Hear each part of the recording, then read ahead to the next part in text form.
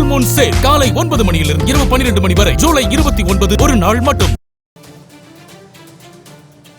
சென்னையின் பெரும்பாலான பகுதிகளிலே தூறல் மழை பெய்து கொண்டிருக்கக்கூடிய சூழலில் தற்பொழுது கோயம்பேடு பகுதியிலும் மழை பெய்து கொண்டிருக்கிறது. இந்த சூழலிலே தமிழக முதலமைச்சர் விஜய் அவர்கள் கோயம்பேடு கழிவுநீர் சுத்திகரிப்பு ஆலையில் ஆய்வு மேற்கொண்டு வரக்கூடிய காட்சிகளை தற்பொழுது நாம் அண்மைச் செய்திகளாக பார்த்து வருகிறோம்.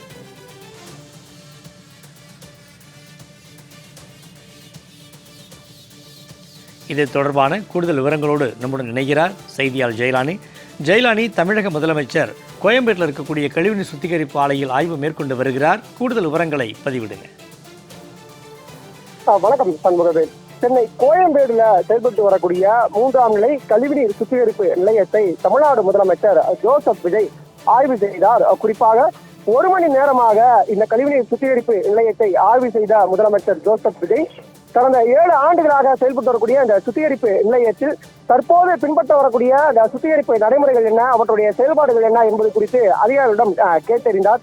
மேலும் தற்போது இருக்கக்கூடிய தொழில்நுட்பத்தின் அடிப்படையில எந்தெந்த மாதிரியான மாற்றங்கள் செய்யப்படும், அதே போல இதனால் எந்தெந்த வகையில மக்களுக்கு பயனளிக்கும் என்பது தொடர்பாக முழு விவரங்களையும் கேட்டறிந்திருப்பதாக தகவல் என்பது கிடைத்திருக்கிறது.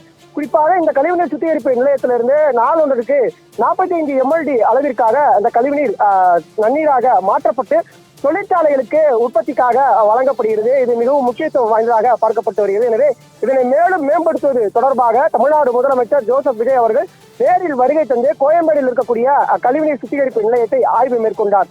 ஆய்விற்கு பின்னதாக கிட்டத்தட்ட 1 மணி நேரம் நடைபெற்ற அந்த ஆய்வுக்கு பின்னதாக கோயம்பேட்டில் இருந்து புறப்பட்ட முதலமைச்சர் விஜயை காண்பதற்காக சுமார் 2 மணி நேரம் அளவிற்காக கொட்டும் மழையிலும் பொருட்படுத்தாமல் பொதுமக்கள் பலரும் சாலைகள்ல 2 புறங்களையும் காத்திருந்ததை கண்ட முதலமைச்சர் ஜோசப் விஜய் தனது வாகனத்தில் இருந்து இறங்கி வந்து தானே குடை பிடித்தபடி பொதுமக்களை பார்த்து கையசைத்து அவர்களுக்கு நன்றி தெரிவித்துவிட்டு இன்முகத்தோடு மீண்டும் வாகனத்தில் ஏறி இங்கிருந்து புறப்பட்டு சென்றார். எனவே முதலமைச்சர் விஜய் கோயம்பேடு பகுதியில சாலையில இறங்கி சிறிது தூரம் நடைபெற்று வந்தது பொதுமக்கள் மத்தியில மகிழ்ச்சியை ஏற்படுத்தியிருக்கிறது.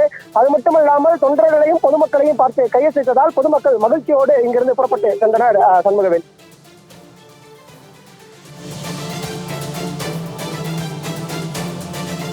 கூடுதல் விவரங்களை வழங்கியமைக்கு நன்றி ஜெயலானி.